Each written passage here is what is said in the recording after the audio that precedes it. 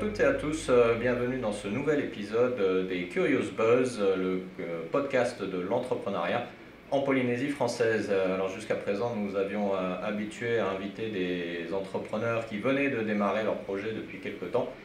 Aujourd'hui, nous avons la chance d'être accueillis par un entrepreneur avec de l'expérience, quelqu'un qui a réussi à monter de nombreuses entreprises et qui mène aujourd'hui une des plus importantes entreprises de Polynésie française, puisque nous sommes reçus aujourd'hui par Tuanua Degage, du groupe Degage, qui nous reçoit aujourd'hui dans ses locaux situés à Whareute. Et si vous ne connaissez pas le groupe Degage, vous connaissez très certainement son enseigne ambassadrice, on va dire, qui est l'Aremiti, la fameuse marque de ferry qui transporte les touristes, les locaux et tous ceux qui ont besoin de traverser le chenal entre Tahiti et Moorea.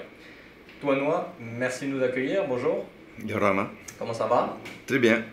Alors merci de nous accueillir dans tes locaux aujourd'hui. Est-ce que tu peux nous présenter justement ces locaux, que ce soit pour ceux qui nous regardent sur YouTube ou tout simplement pour ceux qui nous écoutent, savoir où on est aujourd'hui ensemble?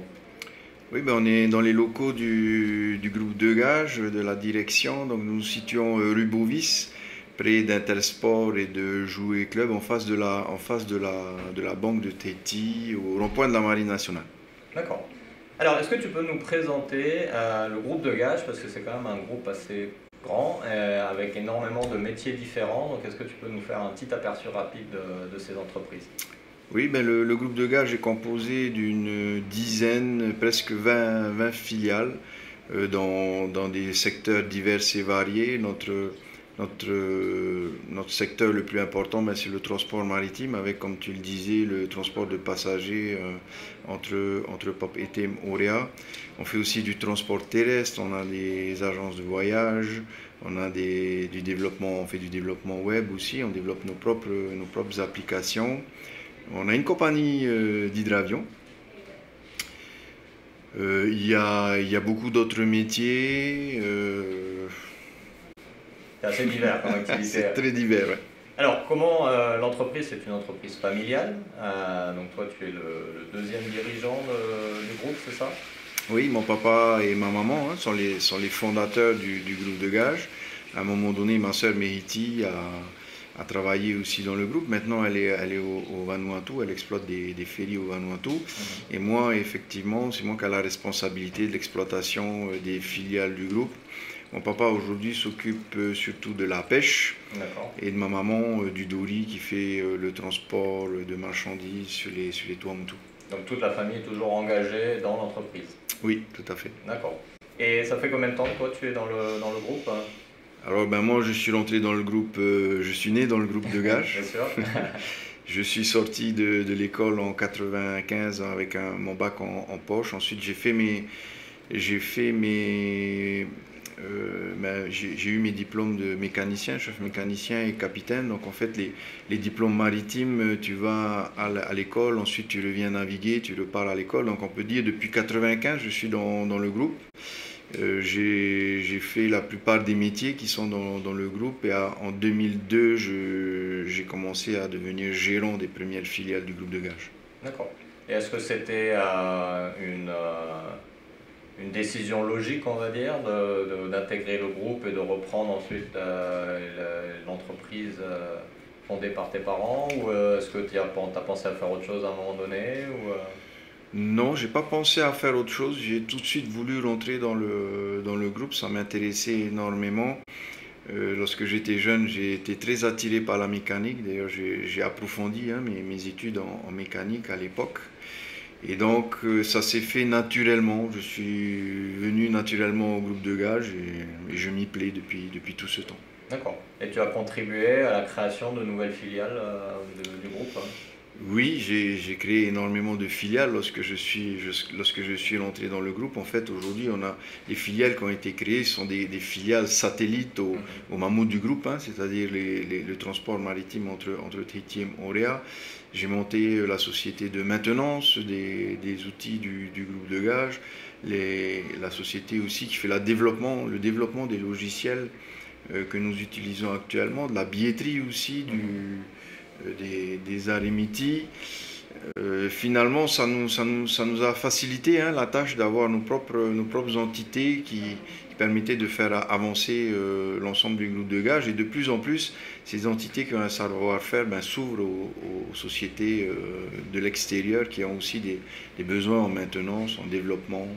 Donc à la base, il s'agissait de structurer le groupe et ensuite c'est devenu des opportunités de business additionnelles. Et beaucoup d'entre elles sont aujourd'hui autonomes. D'accord. Et aujourd'hui, le groupe de gage, c'est combien de salariés? Alors, je n'ai pas le chiffre exact, mais on tourne autour de 300 ambassadeurs. D'accord, ouais, vous les appelez les ambassadeurs, il y a une raison particulière à ça? Oui, ça a été leur demande. Hein.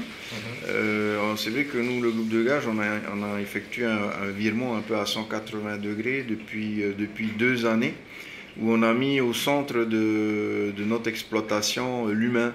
Avant, c'était très mécanique, avec des procédures, avec des sanctions si jamais les procédures n'étaient pas suivies. Aujourd'hui, c'est plus du tout ça. On est beaucoup plus libéral. On laisse les ambassadeurs, on leur laisse leur autonomie, on leur laisse s'épanouir au sein du groupe de gage. Et c'est eux qui font vraiment avancer le groupe de gage. D'accord. Et qu'est-ce qui a poussé à ce changement? Est-ce que c'est le contexte économique? Est-ce que c'est une décision de ta part? Qu'est-ce qui a mené cette réflexion? Alors, il y a eu plusieurs choses. C'est vrai que nous, on est toujours dans une idée d'améliorer hein, nos services au sein du groupe. Et donc, on voyait bien qu'on était arrivé à une limite qu'on n'arrivait pas à franchir. Il fallait trouver une autre manière de travailler pour motiver plus nos ambassadeurs. Et donc, on a croisé le chemin de Club Idéo à l'époque, qui nous ont montré une nouvelle voie, hein, une nouvelle manière de manager. Et pour le moment, on en est satisfait. On a enlevé énormément de poids hein, sur les épaules de nos ambassadeurs. Moi, je suis satisfait. Nos ambassadeurs sont épanouis hein, en grande majorité. Et donc, on veut persévérer dans cette voie-là. D'accord.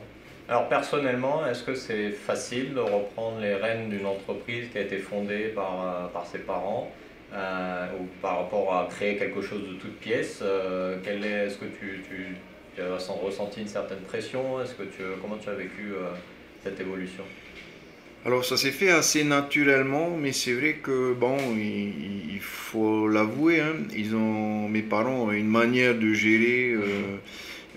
À l'époque, on ne gérait pas les entreprises comme on gère les entreprises aujourd'hui. Et c'est vrai qu'on a beaucoup de discussions sur la manière de gérer les entreprises. Et des fois, c'est un choc générationnel entre eux et moi.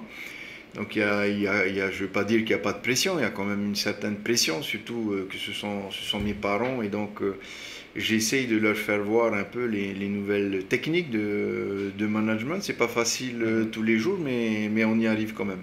Ouais. Donc vous arrivez quand même malgré le lien familial qui peut parfois créer, peut-être pas de la pression, mais voilà, il y a le respect des parents, comme tu le dis, malgré tout avoir la liberté d'essayer de créer de nouvelles choses. Oui, alors il y a des tensions, hein, et je vois ça dans toutes les familles qui ont des entreprises ici en Polynésie française. Hein, nous ne sommes pas une exception. Mais c'est vrai que moi, je suis quelqu'un d'assez têtu et d'assez persévérant. C'est vrai que quand je prends un cap, je laisse personne me faire dévier de mon cap. Donc c'est comme ça que j'arrive finalement à mener ma barque et à mener le groupe où j'ai envie qu'il aille. Inspiré par le monde des marins, du coup, dans l'approche. C'est ça. Après c'est vrai qu'avec ce tournant à 180 degrés, j'ai donné beaucoup de place aux ambassadeurs. Ils ont énormément de points de vue et je respecte leurs points de vue.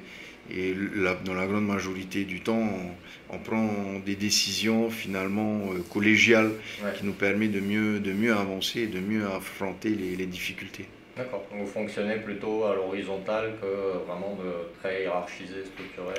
Oui, on a cassé hein, cette structure hiérarchique pour donner plus de place à nos ambassadeurs et c'est beaucoup plus motivant pour eux de décider avec nous plutôt que de prendre des décisions sans eux, qui sont souvent difficilement compréhensibles.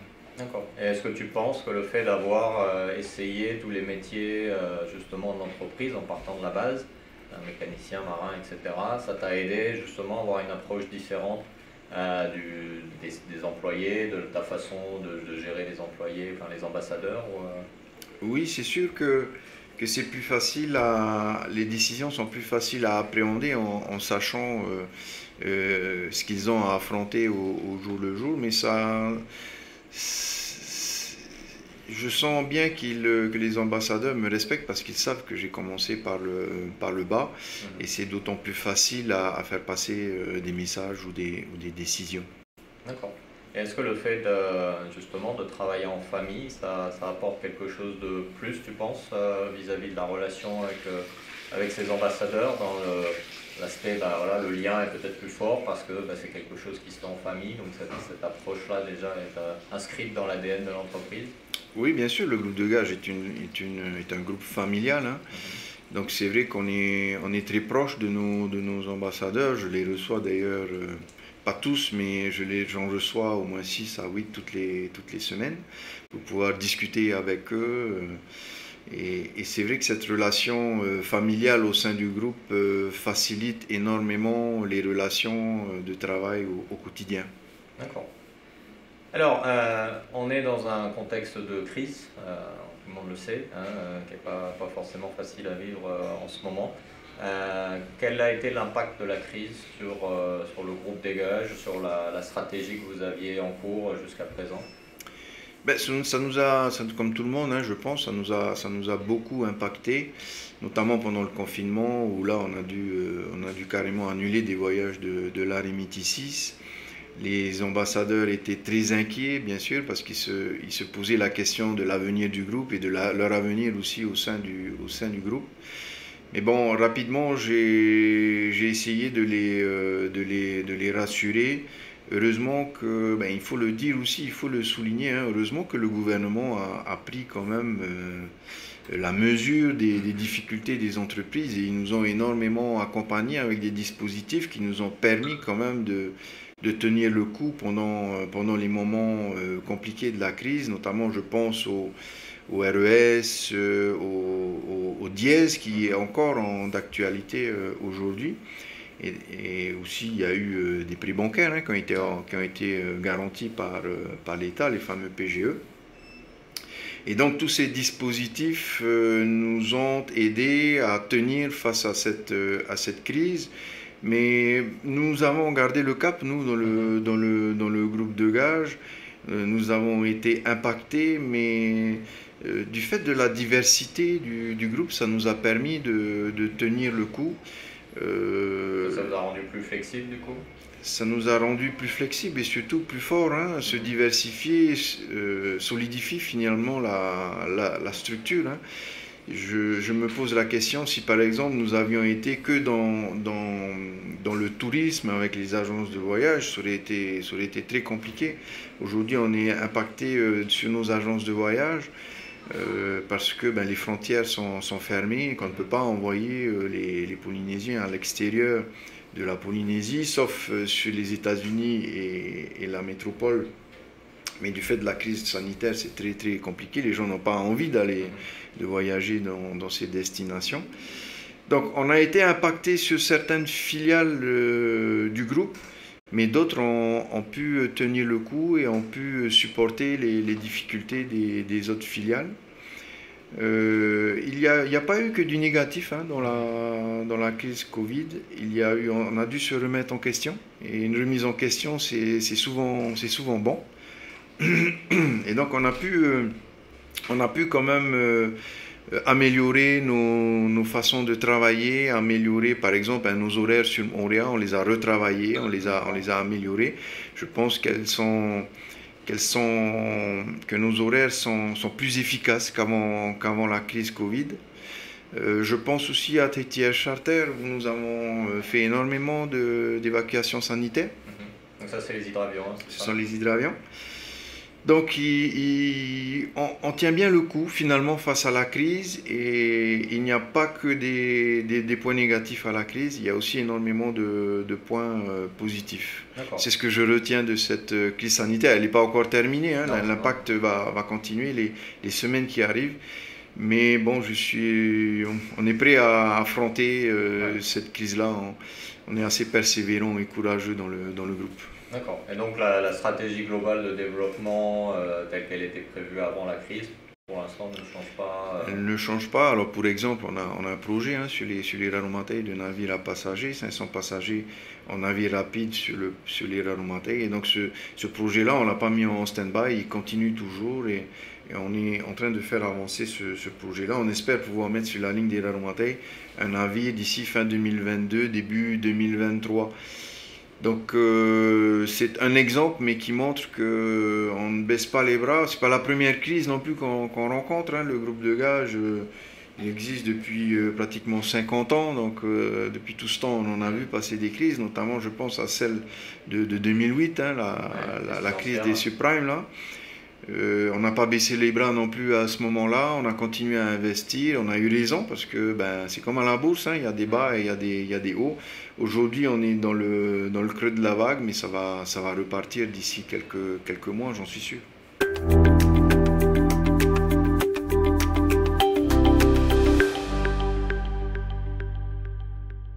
Et nous sommes de retour, toujours avec Toinois, dans les locaux du groupe de gage. Alors, Toinois, jusqu'à présent, dans les Curious Buzz, on avait l'habitude d'avoir des jeunes entrepreneurs, non pas que tu sois vieux, mais en tout cas des entrepreneurs plus jeunes dans le métier d'entrepreneur, très souvent en petite équipe, voire tout seul. Donc, pour permettre à nos auditeurs de voir un autre visage du monde de l'entrepreneuriat, est-ce que tu peux nous dire à quoi ressemble la vie d'un chef d'entreprise qui gère 300 salariés au quotidien? À quoi ressemblent tes journées type? Alors, c'est un agenda très rempli. Je ne gère plus d'ailleurs mon agenda, c'est ma secrétaire qui gère mon agenda tellement c'est compliqué. Alors moi, comme je disais tout à l'heure, hein, je me suis astreint à certaines choses, comme recevoir nos ambassadeurs au moins une fois par semaine. J'en reçois 6 à 8, ça me prend quand même du temps.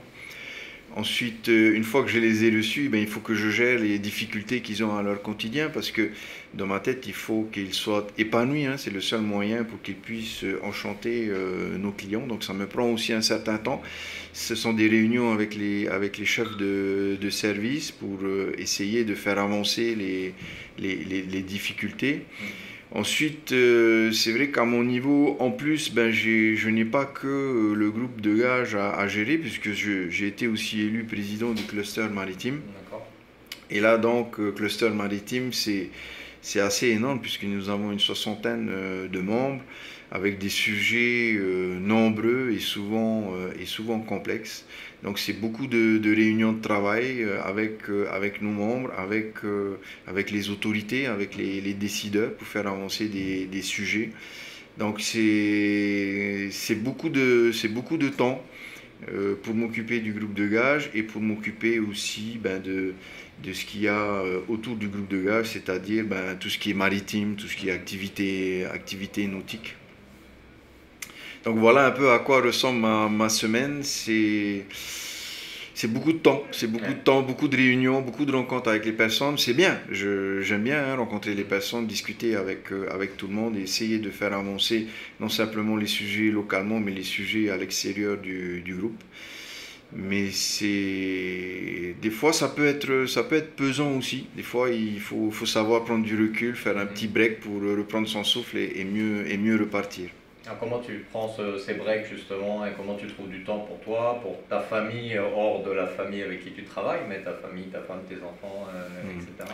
Ben, ma famille, c'est un peu mon cocon. Alors, j'ai de la chance puisque ben, à midi, je rentre manger avec eux. Le soir, je suis avec eux. En fait, c'est là que je me régénère. Mais sinon, des fois, je prends quand même des petits breaks pour aller passer un peu de temps avec mes amis. Alors, je Mhm. fais du ball trap aussi. Donc, des fois, le week-end, je fais une sortie ball trap. Ça me vide un peu l'esprit. Je fais pas mal de sport aussi. Le mercredi après-midi, par exemple, je vais faire de la rame. Des fois, je pars à Montréal faire une journée de golf. Et je pense que ces moments consacrés à soi, c'est important lorsqu'on a des préoccupations importantes et on a un agenda chargé. Ça permet de se régénérer, de charger les batteries Ouais. pour mieux rebondir ensuite. De maintenir l'équilibre un petit peu. C'est ça. Et justement, ta famille, ta femme, tes enfants, c'est quand même pas forcément une vie facile quand quelqu'un est très pris comme toi avec un gros agenda. Alors comment ça se gère? Comment ils acceptent ça? Comment tu organises ça avec eux de façon à ce que ça se passe bien? Alors c'est un peu compliqué hein, parce que souvent lorsqu'on fait des réunions on déborde, ça finit Mhm. tard. Donc lorsque je dois aller déjeuner, j'arrive en retard au déjeuner. Le soir aussi, des fois ben, je rentre un peu tard. Mais sinon, c'est pareil, le cocon familial, c'est vraiment important. Il faut se donner du temps pour passer en famille. J'arrive quand même à bien gérer parce que j'ai mis quand même des jalons, hein, j'ai mis Ouais. des limites à mes occupations professionnelles Mhm. pour que justement la famille soit préservée Ouais. de ces difficultés, si je puis dire, et de ces occupations. Donc c'est une démarche intentionnelle de se dire, ok, voilà, ça c'est la quantité que je peux donner pour le travail et ça c'est le temps dont j'ai besoin pour moi. Et, Oui, c'est important de limiter. Alors j'ai connu ça hein, dans ma famille, avec mes parents, où c'est vrai que le business c'était H24, hein, Mhm. à table on parlait business, tout ce qu'on faisait le week-end on parlait business et c'est vrai quelque part à un moment donné on a besoin de faire un break pour que l'esprit aussi puisse se structurer. Hein. Des Ouais. fois on a des difficultés et à un moment donné il faut oublier les difficultés et laisser travailler son inconscient pour revenir le lundi matin avec des solutions que Mhm. l'inconscient aura trouvées dans le week-end parce que justement le cerveau a pu se reposer un peu de tous ces sujets et a pu s'évader dans d'autres choses, dans d'autres passions. Mhm. Alors, est-ce que c'est important également, selon toi, selon ton expérience, d'avoir cet engagement à l'extérieur de l'entreprise et de se tenir au courant, de s'engager dans son secteur d'activité ou même au-delà? Est-ce que c'est nécessaire? Est-ce que c'est utile? Et comment tu absorbes ça après pour définir tes stratégies à venir? Alors, nécessaire, je ne pense pas, hein, parce que une grande partie de ma vie professionnelle, je me suis concentré vraiment au groupe de gage. Mais c'est vrai que, après, c'est une démarche difficile hein, et compliquée. Ça n'a pas été facile quand même, par exemple, de prendre la présidence du cluster maritime. On m'a un petit peu poussé, hein, Mhm. parce il fallait changer de président. Les textes prévoyaient qu'à un moment donné, le président, il devait changer. Personne ne voulait prendre finalement la présidence du cluster maritime. Et donc ça a été une décision difficile, mais je me suis dit qu'il fallait bien que quelqu'un s'y colle. Et finalement, je suis pas mécontent d'avoir fait cette démarche, de m'intéresser un peu au secteur maritime et nautique dans l'ensemble et pas simplement aux activités du groupe de gage, parce que ça m'a permis un peu d'ouvrir mes horizons Mhm. sur des sujets que je ne connaissais pas du tout. Et ça m'a permis surtout ben, de mieux gérer aussi mon temps, mon agenda, en me disant, ben là, par exemple, ces réunions-là, il faut absolument que je fasse ça en une demi-heure et pas plus parce que j'ai pas le temps. En fait, c'est structurant aussi Mhm. pour l'esprit. Et c'est intéressant de faire avancer des problématiques plus larges que celles du groupe de gage. Finalement, c'est presque un travail d'intérêt général et c'est assez bonifiant personnellement. Ouais. C'est assez entraînant, c'est assez intéressant. Mhm. Est-ce que tu penses que les entreprises ont ce rôle à jouer justement d'intérêt général dans la communauté dans laquelle elles vivent ou c'est juste quelque chose, bah, si on a le temps c'est bien, mais c'est pas... Non, je pense qu'il faut avoir cette démarche-là. Je pense que les entreprises ont déjà cette démarche dans leur secteur, dans leurs activités. Elles essayent de faire avancer hein, le schmilblick, si je puis dire, dans tous les domaines, hein, dans le management, dans l'environnement. Je pense que tout le monde contribue un petit peu à ça, des fois sans le savoir. Et c'est vrai que s'engager, c'est encore une autre démarche et c'est important.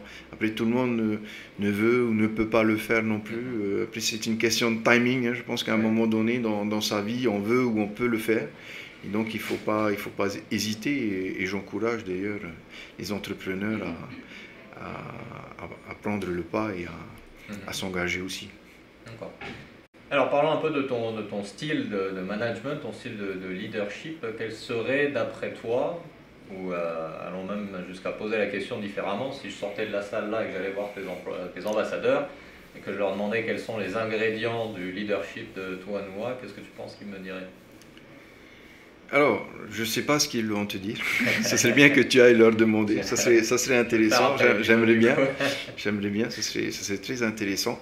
Je leur ai demandé, hein, enfin on leur a demandé il y a cela 2 ans, on a fait un état des lieux un petit peu de ce que pensaient nos ambassadeurs par rapport au groupe de gage, par rapport à son management, et ça a été assez virulent, ça a été une claque, hein, un coup de couperet qu'on a reçu. Beaucoup de choses auxquelles tu t'attendais pas. Beaucoup de choses auxquelles je ne m'attendais pas. Et c'est pour ça d'ailleurs qu'on a fait ce virement à 180 degrés. Ça a été violent. Hein. Il y a beaucoup de choses dont on ne se rend pas compte, hein, lorsqu'on est le leader d'un groupe. C'est pour ça qu'il est important de temps en temps de s'arrêter, de se faire aider aussi. Hein, parce que cette démarche-là, c'est difficile de la faire toute seule. On a été aidé, comme je te disais, par le club IDEO. Et donc ils ont interrogé une trentaine de nos ambassadeurs. Et donc ça a été très compliqué parce que certains n'avaient jamais vu leur patron, d'autres disaient les procédures c'est trop compliqué, on croule sur les procédures, on n'y arrive plus, on n'y arrive pas. D'autres disaient oui, il y a des petits chefs aussi dans les services et on n'arrive pas à communiquer, nos difficultés, on a plein de difficultés mais les chefs n'en tiennent pas compte, et encore moins le patron qui est tout en haut, où on a du mal avec qui on a du mal à accéder, à discuter.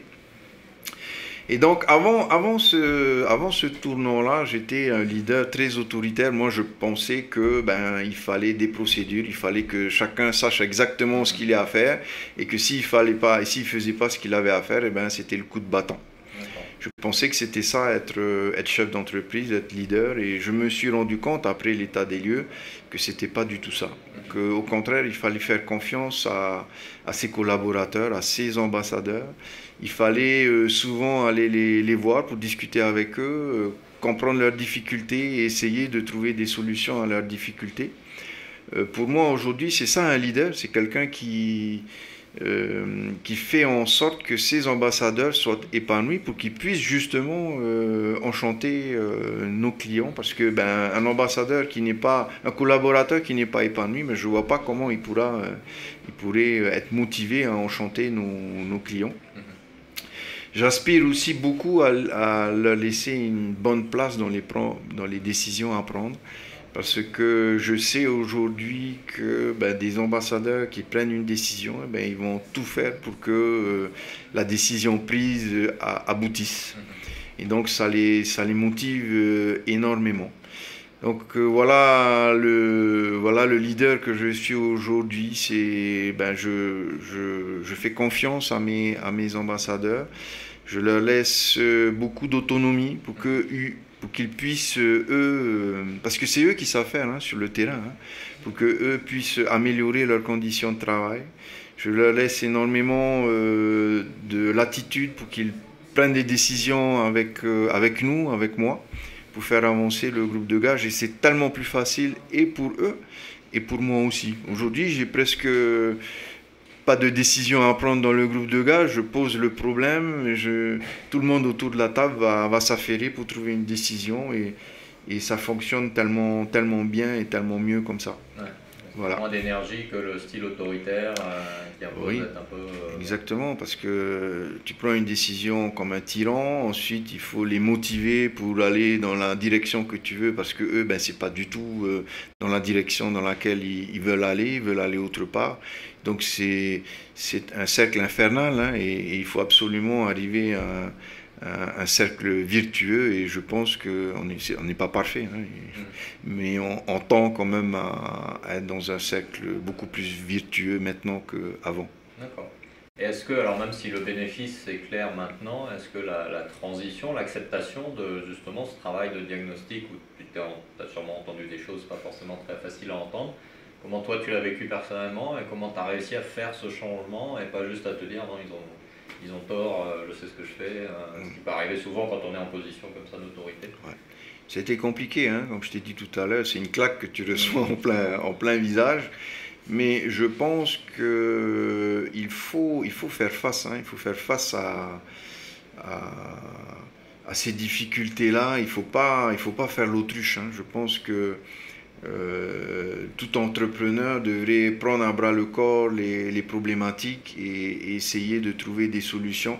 C'est heureusement ce qu'on a fait à ce moment-là, parce que c'est vrai qu'il aurait été tellement plus facile de dire ben non, ça c'est pas nous, ce qu'ils nous disent c'est n'importe quoi et on continue. Il y en a qui ont fait ça, hein. Il y a des groupes qui ont fait ça sur la place, hein. Et ça n'a pas été notre vision, en tous les cas, ça n'a pas été ma vision à moi. Et moi, j'ai voulu changer de façon de faire. Pour moi, comme je te disais, dans notre recherche de l'amélioration, les mêmes actions entraînent les mêmes résultats. Si on veut changer le résultat, eh bien, il faut changer nos actions. Si on voulait améliorer notre service, il fallait changer notre façon de faire. On a eu le courage quand même de le faire et j'en suis plus que satisfait aujourd'hui. C'est pas évident parce que ce sont des décisions compliquées à prendre qui peuvent avoir un impact énorme sur une entreprise ou sur un groupe. Mais c'est vrai qu'autour de moi, j'avais aussi, hein, des ambassadeurs qui me soutenaient énormément dans cette démarche. Et donc ça a été d'autant plus facile parce que sans ce soutien-là de certains piliers du groupe, je pense qu'on n'aurait pas avancé aussi rapidement. Mais c'est vrai que c'est compliqué, mais aujourd'hui j'en suis tellement satisfait. D'accord, super. Alors avant de s'intéresser au futur, à ton futur et au futur du groupe de Gage, il y a une question que je pose toujours à mes invités de Curious Buzz, parce que le but c'est d'aller chercher le cœur de l'expérience. C'est pas une question facile, mais si tu es prêt à jouer le jeu, ben on va y aller. Est-ce qu'il y a quelque chose que tu n'as jamais osé dire en public à propos de ton expérience d'entrepreneur que tu serais prêt à partager avec nous aujourd'hui? Que j'ai jamais osé dire en public. Quelque chose que tu as vécu, qui s'est passé, des erreurs ou des décisions ou quoi que ce soit, des choses sur laquelle tu n'as jamais voulu parler, à propos de laquelle tu n'as jamais voulu parler et que tu serais prêt aujourd'hui à partager pour nous aider à bien comprendre qui tu es. Ben, écoute, je vois pas tellement, hein. Alors c'est vrai que je communique pas beaucoup, hein, en public. Je pense que des fois le public il est saturé aussi, hein, de voir toujours les mêmes personnes communiquer. C'est pour ça que je donne beaucoup de la parole à mes ambassadeurs lorsque il y a des demandes d'interview. Alors moi je suis quelqu'un d'assez transparent, hein. Je vois pas des choses que j'aurais pas dit en public. Je t'ai parlé quand même de ma famille, qui est un sujet assez complexe. Aussi notre façon de manager avant, qui était pas la plus belle façon de manager du monde. Je vois pas de choses que j'aurais pas dit. Alors oui, c'est vrai que j'ai jamais eu d'interview comme ça. C'est la première fois qu'on m'interviewe de cette manière. Mais non, je vois pas là à première vue D'accord. Okay. Des choses que j'aurais voulu dire et que je n'ai jamais dit. Ouais, c'est bien, moi tu gardes rien pour toi. Non, je suis quelqu'un d'assez transparent. Ouais, ok, ça marche.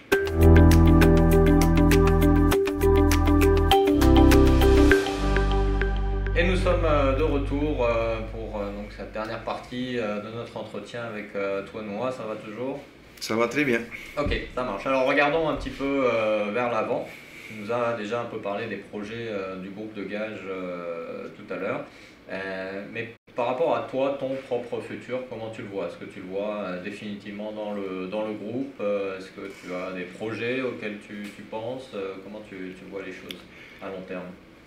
Oui, je me vois dans le groupe de Gage dans un avenir proche, à court terme, à moyen terme et à long terme aussi. C'est vrai que on pense souvent à la relève, hein, et il faut que je trouve quelqu'un, ça prend du temps, hein, tout ça, et il faut vraiment que le groupe de gage puisse perdurer. Comme je disais tout à l'heure, nous sommes à peu près 300 dans le groupe, et ce sont des familles qui comptent sur nous pour leur quotidien, pour vivre. Donc je pense à la relève, même si je pense pas encore à m'arrêter du groupe de gars. Je m'y plais tellement, c'est tellement une passion pour moi de développer des entreprises. Sinon, pour le groupe de gars, je vois un développement, mais un développement et ça on l'a écrit dans notre ADN, hein, puisque le groupe aujourd'hui a une vision. Il a aussi des missions qu'on a définies et des valeurs. Et c'est vrai qu'aujourd'hui, je vois le groupe de gage qui se développe dans le respect des personnes, dans le respect des humains qui y travaillent et de ceux qui n'y travaillent pas non plus. Et surtout dans le respect de nos environnements. Et ça, c'est un débat qu'on a tous les jours au sein du groupe de gage. C'est que lorsqu'on développe des entreprises dans le groupe, on s'assure que ces développements soient vraiment dans notre vision, et qu'elle colle aussi à nos missions et à nos valeurs. Je pense que peu importe les projets, mais il faut vraiment que ces projets aillent dans la continuité de ce qu'on a fait jusqu'à présent. Et il faut qu'elles servent à améliorer la société, à améliorer l'économie polynésienne, à améliorer la Polynésie et à améliorer l'être humain. D'accord. Alors, on parlait tout à l'heure justement de la responsabilité des entreprises et tu mentionnais l'environnement, tu viens de mentionner également. Le secteur des transports, bien évidemment, fait face à cette problématique. Comment vous l'anticipez au niveau du groupe, au niveau du transport maritime? Vous faites un peu de transport routier aussi. Comment vous voyez ça? Alors, on y travaille aussi. Je vais te donner un exemple. C'est l'Aremiti 6 qui a remplacé l'Aremiti 5. L'Aremiti 6, c'est un navire plus petit que l'Aremiti 5. L'Aremiti 5, à l'époque, faisait 700 passagers, une trentaine de véhicules. Et il était consommateur de carburant. Bon, l'Aremiti 6 aussi consomme du carburant, mais il est plus petit, il transporte 500 passagers, 5 véhicules, il est plus rapide. Et donc, il consomme 25% de carburant en moins, ce qui est une amélioration sensible. Nous, dans le groupe, lorsqu'on parle d'environnement, on ne parle pas simplement de l'environnement naturel. On parle de tous les environnements, qu'ils soient culturels, qu'ils soient l'environnement de travail, que ce soit l'environnement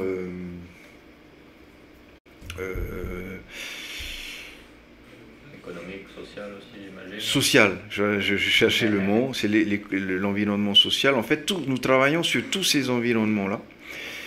Pour ce qui est de l'environnement naturel, je reviens dessus. Un autre exemple, c'est les Raromatei. Lorsqu'on a conçu le navire sur les Raromatei, eh bien pareil, on a réfléchi aussi aux moyens de le faire consommer moins de fuel.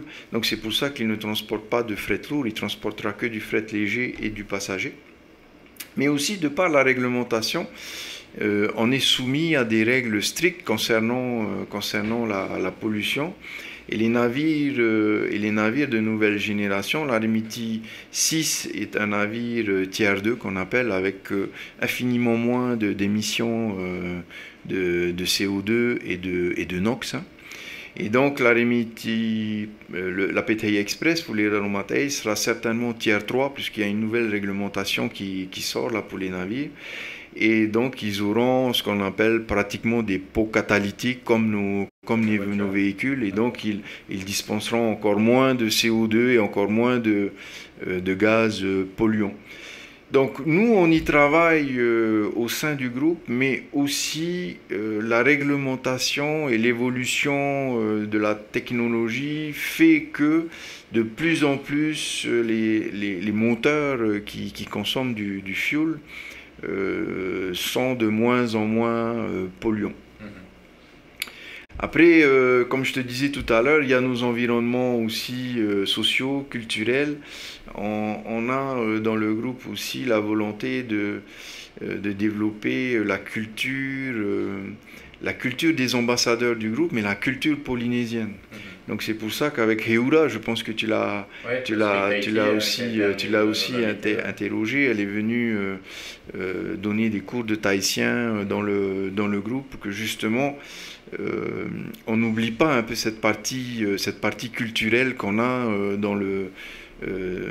en Polynésie. On a tendance des fois à l'oublier, hein. On est pris dans notre quotidien, et des fois on oublie d'où on vient et où on va, et ça fait du bien aussi de faire des piqûres de rappel de temps en temps.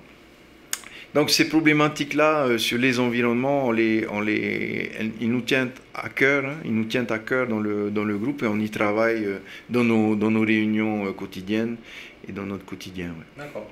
Alors prenons un peu de hauteur, au travers du groupe de gage, vous intervenez dans plein de métiers différents, donc tu as une certaine vision au travers du cluster maritime également de la situation du pays.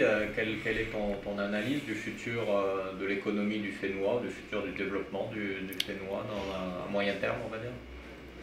Alors moi je crois beaucoup, hein, au développement de l'économie polynésienne. D'ailleurs on était super bien parti, hein, avant la crise Covid.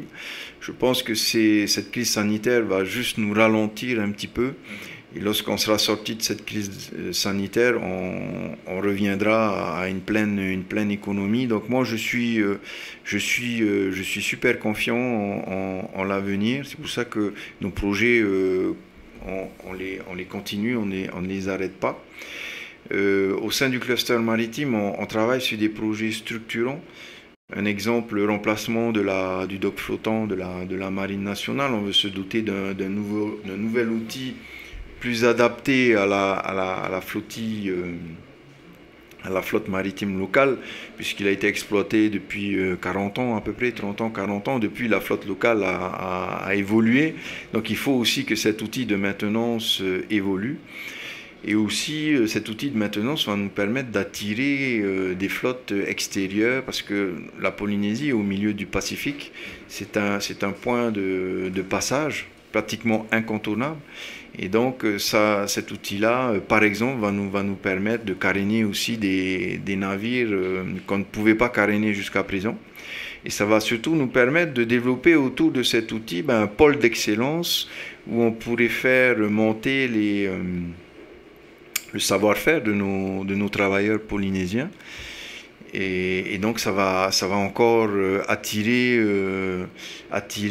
du chiffre d'affaires en Polynésie, améliorer l'économie locale. Donc la crise sanitaire, pour moi, elle nous ralentit, mais elle ne va pas nous ralentir indéfiniment. Et donc il faut continuer à travailler sur ces projets structurants qui, à terme, vont nous permettre de continuer notre développement et de nous améliorer. D'accord. Donc que ce soit pour toi, pour le groupe, comme pour le pays, optimiste à tout point de vue. Optimiste à 100%. Ok, super. Alors dernière question, très simple. Est-ce que tu auras une dernière pensée que tu souhaiterais partager avec les gens qui vont écouter cet épisode des Curious Buzz? Une dernière pensée. Il y a tellement de choses à dire. Non, moi je souhaiterais encourager ceux qui subissent la crise de plein fouet, hein, qu'ils soient entrepreneurs ou pas entrepreneurs. C'est vrai que c'est compliqué en ce moment pour certaines familles, pour certaines entreprises. Je l'ai dit tout à l'heure, mais je pense quand même que le gouvernement nous aide énormément et va continuer à nous soutenir pendant ces difficultés. Et je pense qu'il faut pas perdre espoir, il faut être résilient, il faut être persévérant, courageux et essayer de tenir le plus longtemps possible pour pouvoir passer cette crise. Ok, ça marche. Écoute, merci pour ce message d'espoir et d'encouragement à tous ceux qui auraient envie de se lancer, qu'ils soient entrepreneurs déjà ou pas. Merci d'avoir bien voulu partager ton expérience et ton analyse du monde de l'entreprise avec nous. Merci Philippe. Merci, Nana.